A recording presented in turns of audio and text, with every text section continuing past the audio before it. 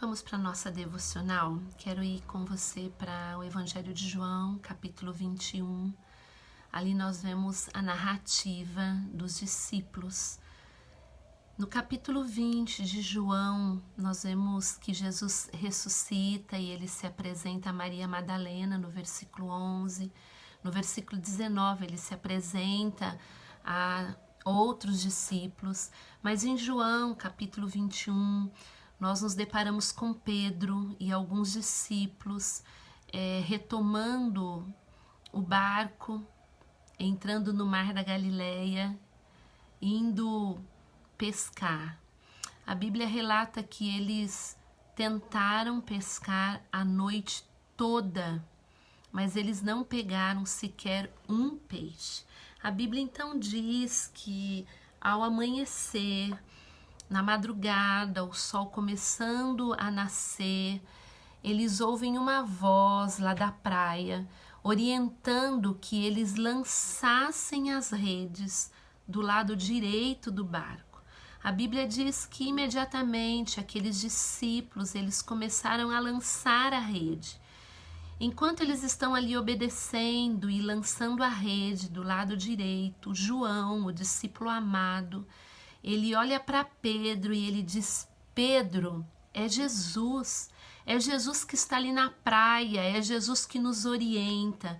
E a Bíblia então relata que rapidamente Pedro se veste, ele cinge os seus lombos e ele sai nadando rapidamente em direção ao mestre, enquanto os demais discípulos estão ali dentro do barco segurando aquelas redes. Eles haviam pescado 153 grandes peixes. Quando esses discípulos chegam à praia, a Bíblia diz que ali já tinha brasa, onde Jesus já assava pão e peixe. Jesus olha para aqueles discípulos e pede com que eles trouxessem então mais peixes. Jesus põe ali na brasa e Jesus começa a dialogar com eles. Jesus se coloca à mesa com eles. E dentre alguns diálogos, a Bíblia relata um. Pedro, que tivera negado Jesus por 3 vezes, agora Jesus olha para ele e por 3 vezes Jesus pergunta: Pedro, tu me amas? E para as 3 perguntas de Jesus, Pedro responde: sim, mestre, eu te amo. E Jesus olha para Pedro por 3 vezes e também diz: então, apacenta as minhas ovelhas, apacenta os meus cordeirinhos. Eu quero trazer algumas reflexões para esse dia pós-Páscoa. Páscoa, a maior festa do cristianismo, porque é a festa do Cristo ressurreto, a festa do Cristo que venceu a morte, a festa de um Cristo que a Bíblia diz está vivo, assentado à direita de Deus Pai e intercede por nós. A primeira reflexão que eu quero trazer para a minha vida e para a sua vida é que algumas situações nas nossas vidas, alguns momentos, algumas dificuldades em nossas vidas, elas nos roubam a perspectiva do futuro. Roubam os nossos sonhos, roubam os nossos projetos, roubam os nossos propósitos e por vezes nos fazem retroceder. E assim foi na vida daqueles discípulos.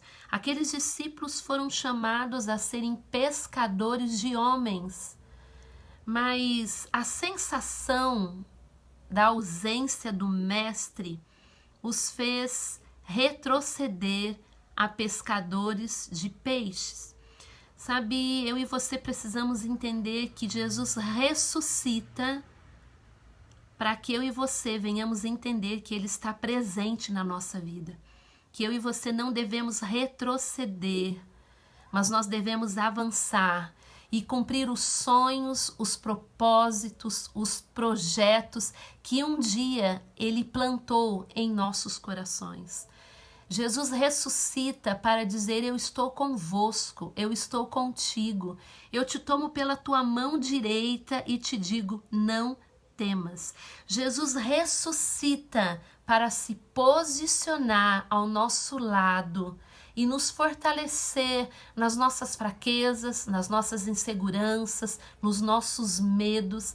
Jesus ressuscita para nos empoderar, para nos capacitar a viver os sonhos e os propósitos que Ele tem para a minha e para a tua vida. Eu e você, sem a perspectiva de Jesus vivo, com os nossos corações entristecidos, assim como aqueles discípulos, os primeiros discípulos, nós podemos passar a noite toda, um ciclo todo, uma estação toda da nossa vida, fazendo algo que Jesus não pediu que a gente fizesse ou voltasse a fazer.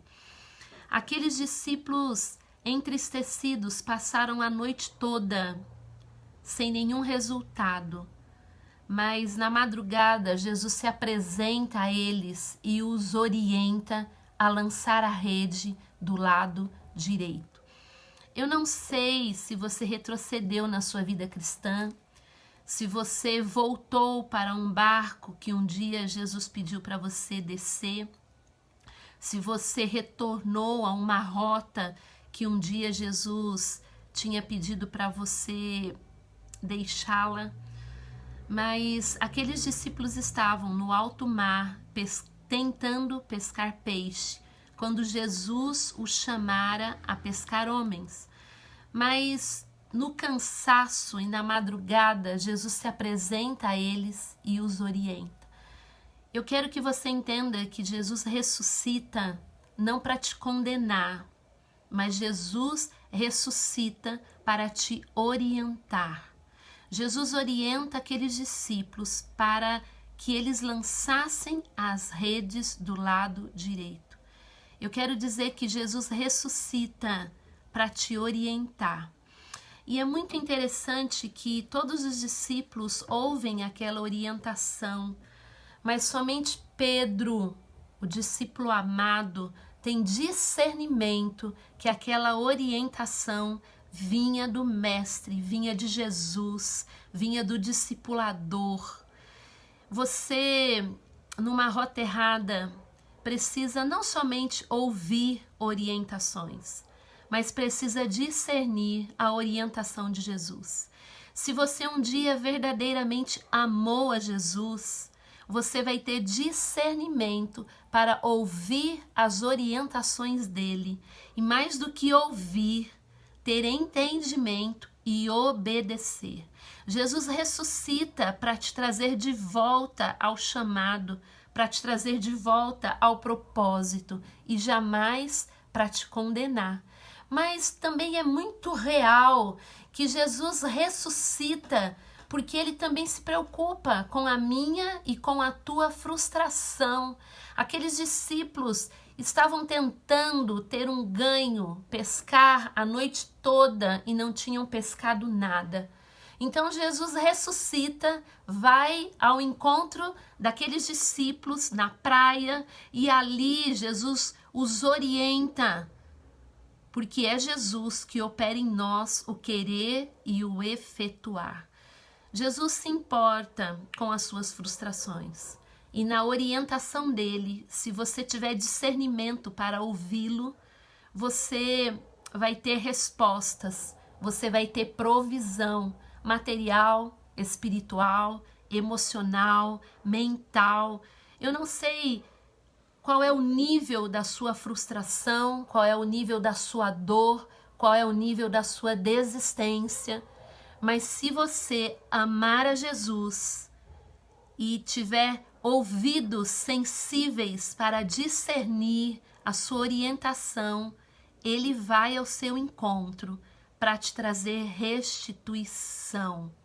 Eu quero também fazer uma outra reflexão contigo, é que Jesus encerra esse momento de cuidado na vida daqueles discípulos, convidando-os para estar à mesa, para comerem pão e para comerem peixe. Peixes no grego é ictus, Senhor, Salvador. Todas as vezes que mesmo fora da rota, a gente se propor a sentar à mesa, a comer da palavra, a comer do pão que desceu dos céus, a se alimentar de Jesus, a entender que só nele nós teremos salvação e que somente no senhorio dele nós teremos a nossa alma e o nosso espírito alimentados. Nesse momento, à mesa, ele vai restituir a sua história no propósito dele. Ele vai realinhar o teu espírito aos propósitos e aos sonhos que ele tem para a sua vida. Eu quero desafiar você a ter tempo para comer de Jesus, para se alimentar dele, para orar, para buscar a sua face, para ler a sua palavra. Mesmo que você esteja num barco furado, mesmo que você esteja numa rota da qual um dia Jesus te tirou, aí, nesse momento, para um pouco, pega a palavra dele, leia os evangelhos, coma do pão que desceu do céu, ore, busque a face dele e ame-o, porque amando Jesus, você vai ter discernimento para ouvir a sua voz, e comendo dele, você será restituído nos seus sonhos, nos seus propósitos, nos seus projetos, restituído ao chamado. Eu quero encerrar esse momento dizendo que sim, Jesus vai à cruz do Calvário porque ele deseja ter resultados. Jesus vai à cruz do Calvário porque ele deseja, através da tua vida, através da vida dos discípulos, através da minha vida, constituir uma nação santa, um sacerdócio real, um povo de propriedade exclusiva dele, como a carta de 1 Pedro 2,9 vai nos dizer.